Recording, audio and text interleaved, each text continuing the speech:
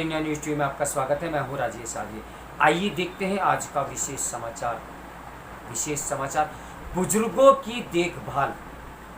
देश भर में बुनियादी स्वास्थ्य सुविधाओं के साथ वृद्धाश्रम स्थापित करने की मांग वाली जनहित याचिका पर सुप्रीम कोर्ट ने सभी राज्यों और केंद्र शासित प्रदेशों को नोटिस जारी कर उनसे इस संदर्भ में जो जानकारी मांगी वह संतोषजनक होगी, इसमें संदेह है।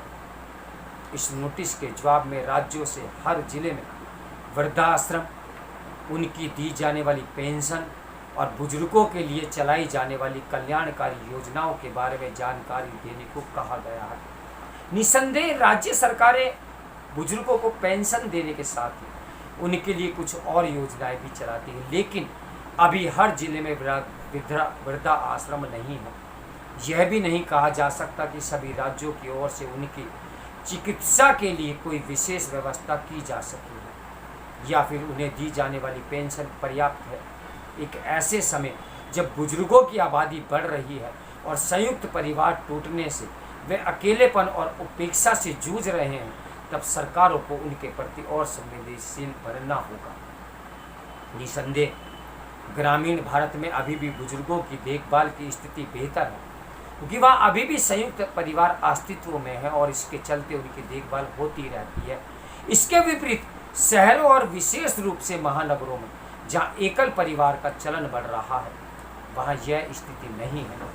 इसके कारण बुजुर्ग आर्थिक तंगी से तो दो चार होते ही हैं, अक्सर उन्हें भावनात्मक रूप से कोई सहारा देने वाला भी नहीं होता। अब तथ्य यह है कि कई तरह की समस्याओं से दो चार हो रहे सभी बुजुर्ग वृद्धा आश्रम में रहने में समर्थ नहीं होते। पर्याप्त संख्या में वृद्धा आश्रम भी नहीं है। इससे संतुष्ट नहीं हुआ जा सकता कि ट्रेनों में यात्रा के लिए वरिष्ठ नागरिकों को कुछ छूट दी गई है और बैंक में उन्हें अतिरिक्त ब्याज देते हैं, क्योंकि इन सुविधाओं को प्राप्त करने वाले वरिष्ठ नागरिक जिस भावनात्मक सबल की तलाश में होते हैं वे प्राय उन्हें नहीं मिलता।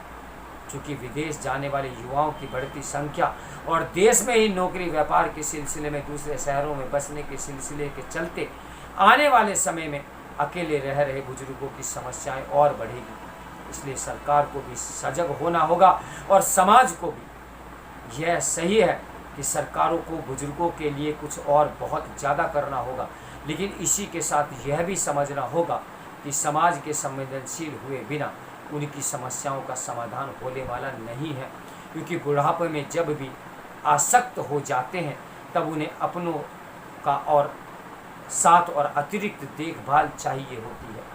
इसकी पूर्ति पारिवारिक मूल्यों की महत्ता को समझने और उन्हें संरक्षण देने से ही हो सकती है।